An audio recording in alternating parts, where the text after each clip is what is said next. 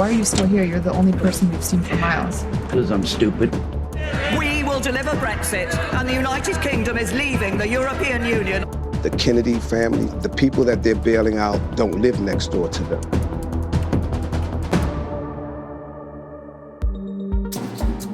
$2,550 U.S. citizens claimed asylum in Canada last year, more than 6 times as many people who applied in 2016, and the highest count since record-keeping began in 1994.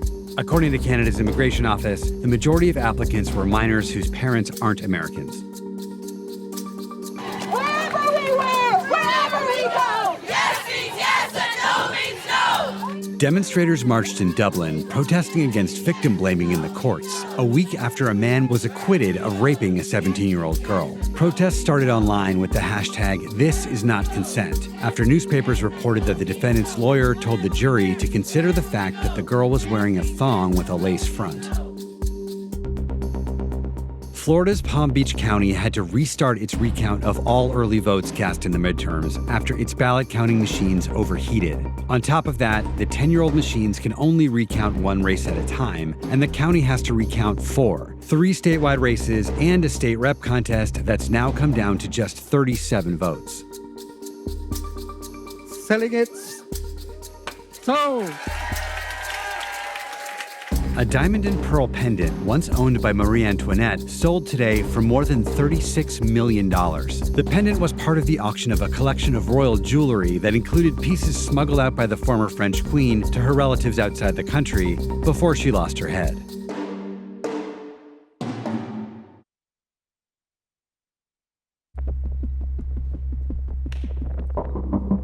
The largest, deadliest, and most destructive wildfire in California history is now burning north of Sacramento.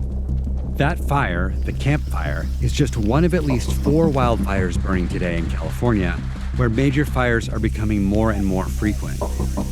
Since last October, the state's experienced 5 of its 10 most destructive wildfires. 15 of the 20 largest have happened since 2000. The Camp Fire alone has destroyed more than 7,000 homes and killed 48 people. And rescue crews are searching for more victims. They found 6 yesterday in just one town.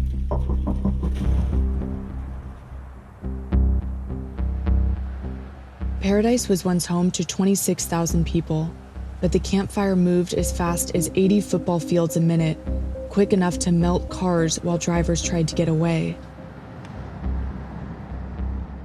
It just feels surreal, you know what I'm saying? But it's not no dream, it's definitely real. Dwayne was lucky. The fire didn't touch his house, but if he had to do it all over again, he would have left. I should have got the hell out of here. Yeah, why are you still here? You're the only person we've seen for miles. Because I'm stupid. Do you have a cell phone I could try to call my family? Yeah, of course. That works?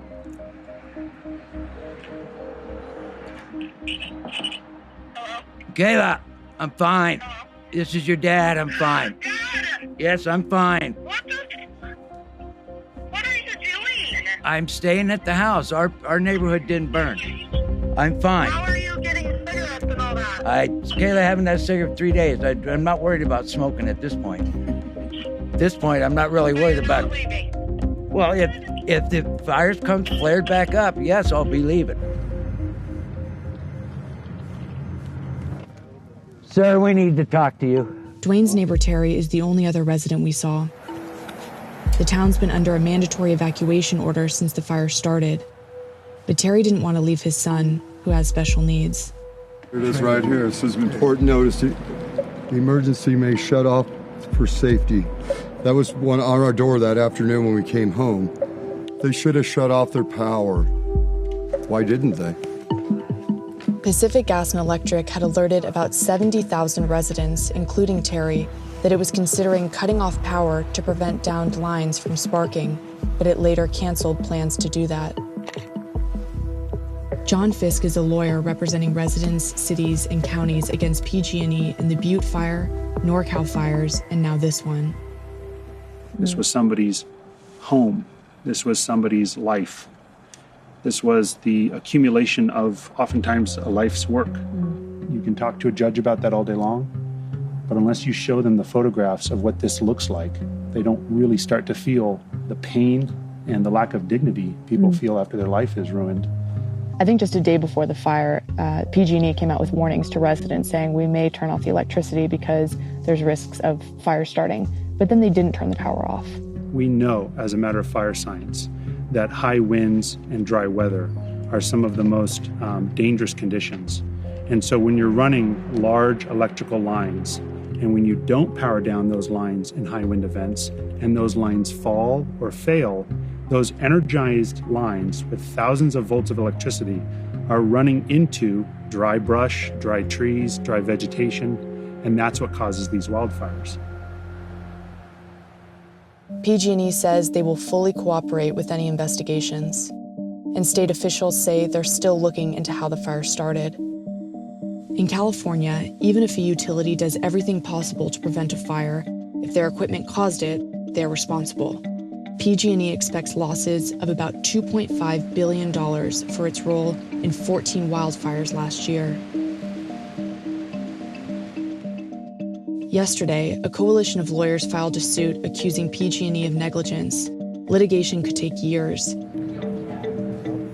At a Paradise community meeting this week, the PG&E representative couldn't even finish speaking. And basically replace the entirety of the infrastructure.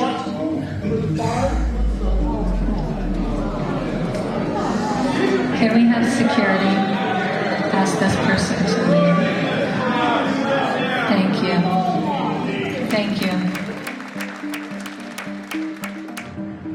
Litigation could bring in money to rebuild, but it's unclear what Paradise would look like. It's just so hard right now because people are just, we don't know who everybody is, you know.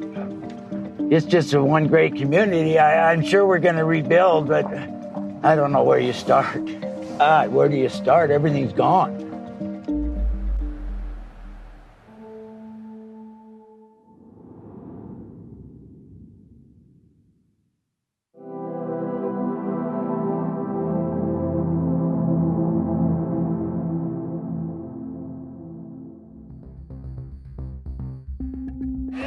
We will deliver Brexit, and the United Kingdom is leaving the European Union on the 29th of March 2019.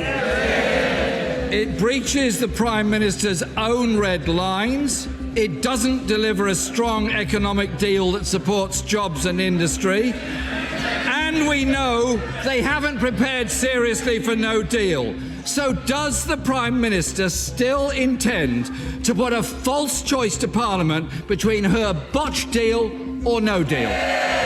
You are not delivering the Brexit people voted for. And today, you will lose the support of many Conservative MPs and millions of voters across the country. In 18 long months of Brexit negotiations, Prime Minister Theresa May has got used to this kind of mudslinging and backstabbing. But today's tension is a result of an actual deal with the European Union on what Brexit should look like. It's a 500-page draft treaty, drawing a line under everything from the $50 billion divorce bill the UK will pay to the rights of EU citizens living here. The problem? Virtually nobody in the UK thinks it's a good deal. We've had enough Brexit! Put it in the bin! And members of May's own party have been lining up to tell us so all afternoon. The deal is worse than I expected. I knew it was going to be bad. We saw the Chequers proposals. This appears to be rather worse. The Prime Minister promised repeatedly we'd come out of the single market, the customs union, the jurisdiction of the European Court of Justice, and that was in our manifesto in 2017 when we went to the general election. It's a huge betrayal as far as I can see, and I'm not willing to let that happen. After her dressing down in Parliament, May called her ministers to Downing Street to deliver a pretty downbeat message. The deal's not perfect, but it's as good as they'll get, and it's time for the Cabinet to get on board and support it publicly. 6 members of her top team have already quit in protest before today, including the Brexit Secretary David Davis, the Foreign Secretary Boris Johnson, and his brother Joe. But after a gruelling 5 hours of talks, the rest of her Cabinet agreed to fall in line. Mrs May announced the agreement in an address to the nation. But the collective decision of Cabinet was that the government should agree the draft withdrawal agreement and the outline political declaration. This is a decisive step which enables us to move on and finalise the deal in the days ahead. Getting her cabinet to agree to this deal was only the first hurdle. The second, which is quite a lot higher, is convincing the rest of Parliament to vote for it. May doesn't have a majority, and as well as the many rebels in her own party, the opposition have told us categorically that they're ready to reject it. Labour has made absolutely clear that we will oppose this so-called withdrawal agreement. There's no way this is going to get through Parliament. The big problem, as it's always been, is the Irish border. May's deal keeps the whole of the UK in a trading union with the EU until they can figure out a real new trade agreement. That prevents the need for a hard border for customs checks between Northern Ireland, which is part of the UK, and the Republic of Ireland, which isn't. But that would also mean that the UK is locked into following the EU's rules for an indefinite period, with absolutely no say over them. So what next? Mrs May will give a statement to the House of Commons tomorrow and start the process of selling her deal to MPs. The EU will meet as soon as the 25th of November to sign off, and Britain's Parliament could then vote on it in early December. If MPs reject it as expected, the UK is hurtling for the dreaded no-deal Brexit with just 4 months to spare. That could well spell the end of Theresa May and her government. So while today looks like a major breakthrough, after a very long period of uncertainty, the real business of Brexit is only just beginning.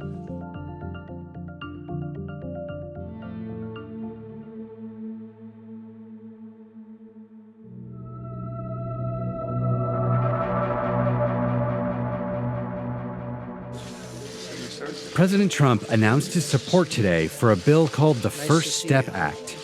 It will provide new incentives for low-risk inmates to learn the skills they need to find employment.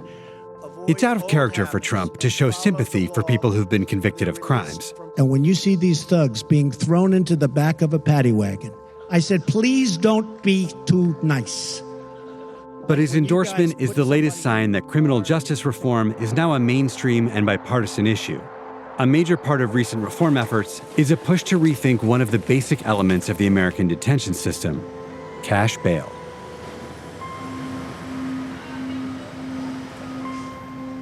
It's Monday morning, beautiful weather, and we have a Kennedy in Brooklyn in front of the Brooklyn Detention Complex. What's happening? What's going on today? Well, we're here conducting the largest bailout in the history of our country. Hi, I'd like to post bail, please. I just went in and started the process to bail out a woman. She's there only because she's too poor to make bail. Yes. You want to pay for bail? Yes, please. On October 1st, the RFK Human Rights Organization, led by Kerry Kennedy, the daughter of Bobby Kennedy, set out on a month-long, unprecedented mission to bail out hundreds of women and juveniles from New York City's notorious jail complex, Rikers Island. 80% of the people who are at Rikers Island are there awaiting trial. And the only reason they're there is because they can't afford to make bail.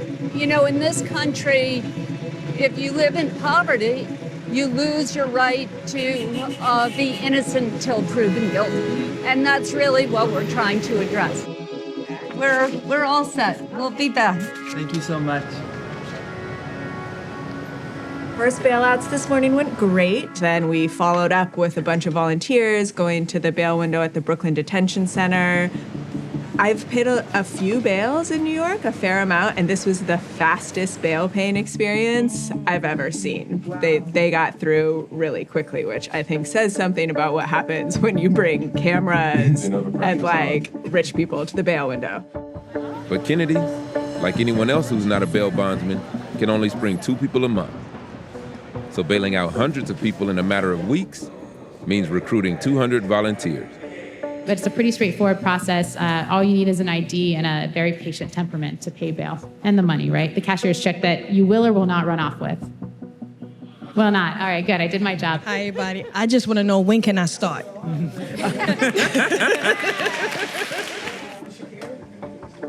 Attorney Wade McMullen and former Obama strategist Kerry Twigg are running point on the mass bailout. How do you all choose who's going to be bailed We don't. out? They choose. Right. So we have stated that we are willing to post bail for anyone who's eligible. And we have talked to the folks on the island and those who opt in. we will do what we can. This is the organization's first mass bailout, but it's been bailing out individuals like Pedro Hernandez since last year. Pedro was 16 when he was arrested for attempted murder. He insisted he didn't do it, and the charges were eventually dropped, but not before he spent 12 months at Rikers. In there is a different environment. It's not like you could just sit down and watch TV all day. You gotta sit down and watch your back, or be on the phone and watch your back. Come out the shower and watch your back. How many people do you know of that are in the same position at Rikers that you were in?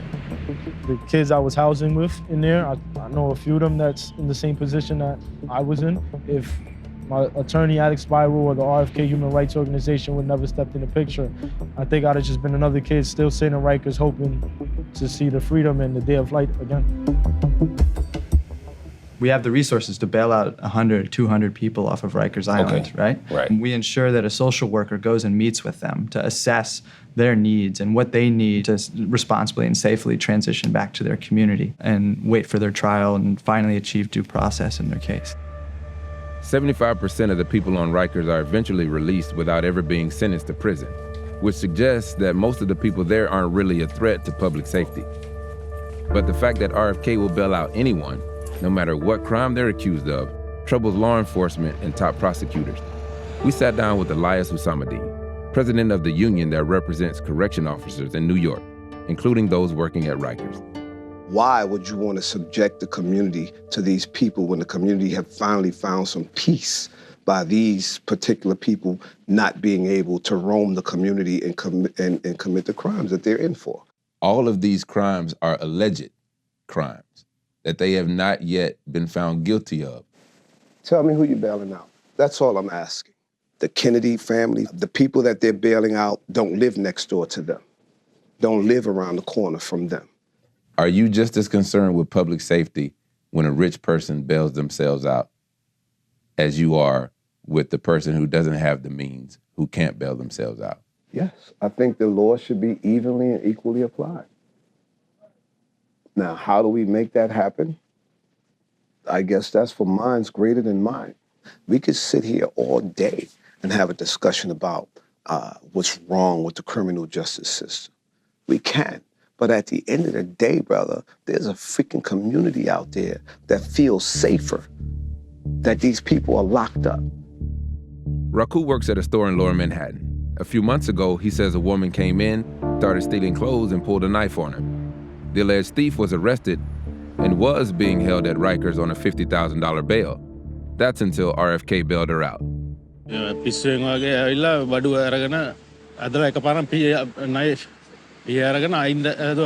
Don't touch.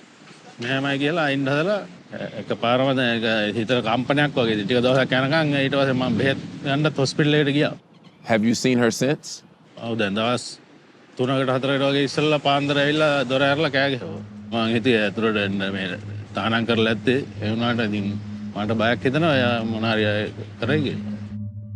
Since being bailed out by RFK, the alleged thief skipped bail, and a new warrant is out for her arrest. RFK would not comment on specific cases. What happens if someone jumps bail? You know, that's a risk we're willing to take, and we're willing to bet on the people that we are bailing out. It's not, quote, skin in the game that gets people to come back to court.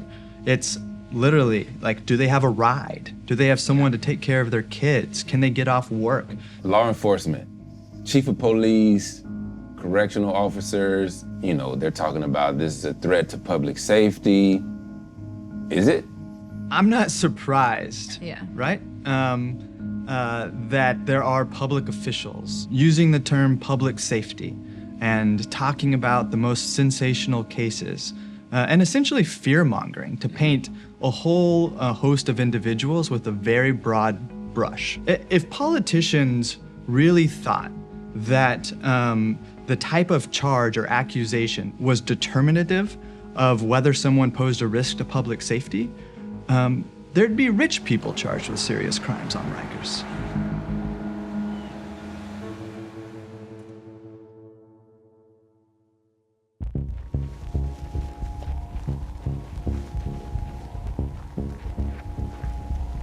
هذا شو كيفاه؟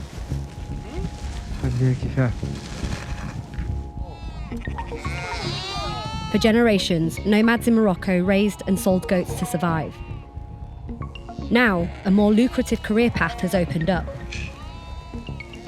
شوي ميتيريت صغير أرخص الكبيرة نبحث عنها هذا 4 شوي.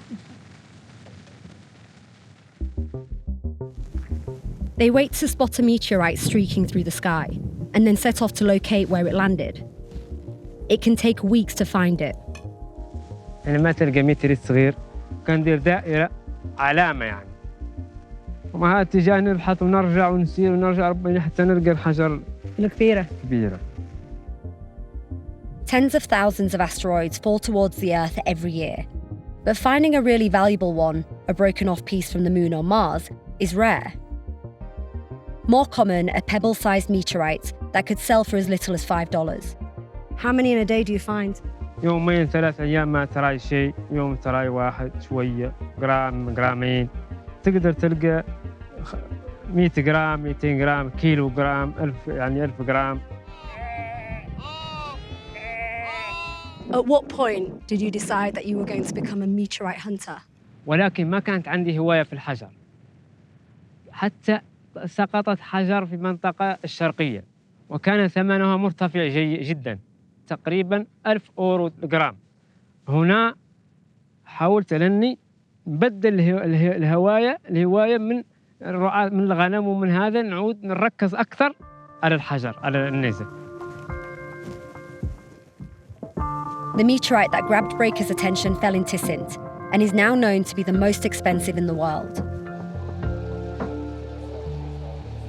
Why is there such a big meteorite industry here? What is it about Morocco? Do more meteorites fall here? There's not more meteorites to fall here, just the environment is more favorable. So you need flat, bare land. Also the fact that there are nomads who just live in this land. Exactly, yeah, they do it for a living. The nomads do their herding for a living. So they're always out in the desert herding their goats and their camels. So they're the finders. Adam Aronson is an international meteorite trader. His clients include private collectors, museums and scientists from around the world. والثمن شحال؟ ثمن 5000. Yeah. The nomads who actually find the meteorites are deep in the desert, so Aronson relies on middlemen like Maloud Bashik. السلام عليكم. وعليكم السلام والرحمة. مرحبا. ياك لباس. ياك الخير. خاصنا شي مارسية ولا قمارة. جيبهم مولانا. شي حد كات شي. هالشي ينباع شنو هو؟ اش كاين؟ هذا نبيعوه حنا. شي تعطينيه؟ كيما العادة صافي؟ لا يا عم نربح. 50 أورو الكيلو وأنا أبيعها يعني للأجانب 150 أورو الكيلو. How do you find your international buyers? نتواصل يعني عبر وسائل التواصل الاجتماعي فيسبوك تويتر جمايل عبر يعني تجار من مختلف العالم. You've been doing this for 11 years. Over those 11 years, have you seen business pick up? يعني تجارة النيازك ماشي وتطور والبحث عنها يزيد والاكتشاف يعني يزيد. الساعة يعني هدايا السماء تمطر بالجديد. هذا اللي مزيانة هون. Nobody keeps official numbers, but the hunters and the nomads agree that the industry is on an upward trend. Why has the market increased so much over recent years? What's the reason behind it? There are a lot more collectors. I mean, it's just growing crazy. And a lot of it has to do with very rich people getting interested in meteorites. I mean, one of the people that is a big meteorite buyer is Elon Musk. You know, he's a huge collector of meteorites. And there are quite a few people like him who have a lot of money and really will spend a lot of money on a really cool meteorite. What's the biggest sale you've made? Over 200K. Really? Yes. So do you think that perhaps people will look to Morocco and see, look, there's an economy here, there's a market here that we could copy? I wish they did. I wish like they did it in Algeria, Mauritania, all these countries, because it creates wealth, it helps science, it helps education, and there's no harm in it to the environment. Nobody's mining or digging or using any resources that harms the environment. It's just people walking around in the desert and it keeps them off the streets. You know, it's all good.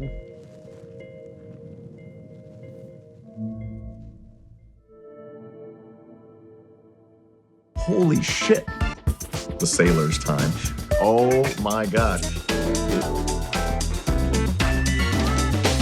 Kind of a hot jam. You take my shoes off and throw them away, and I'll be 2 steps on the water. I'm curious the lyrical journey we were on there, because she had her shoes off and threw them in the lake, and there was like a fox and a duck, maybe? There's some nursery rhyme elements to that, and the rhythmic underpinning of that song that felt like it was from the Peter Gabriel world. While there's a more traditional melody on top, the musical texture underneath felt challenging in a good way. That was Kate Bush. Yes, there you go. Felt like there's a classic singer singing to me there. Ain't nobody stopping us. What we have is dangerous. All right. I was greatly enjoying the cheerleader jam at the top, and was somewhat disappointed the beat didn't drop on that, because that was like sort of a, oh, Mickey, you're so fine jam. Traditional R&B love jam. It's not my lane. It's not my lane.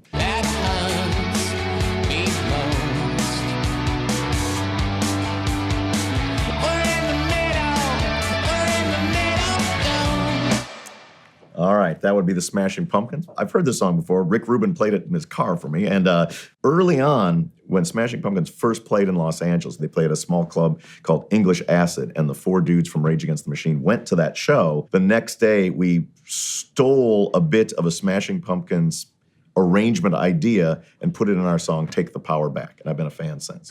If our love has come today.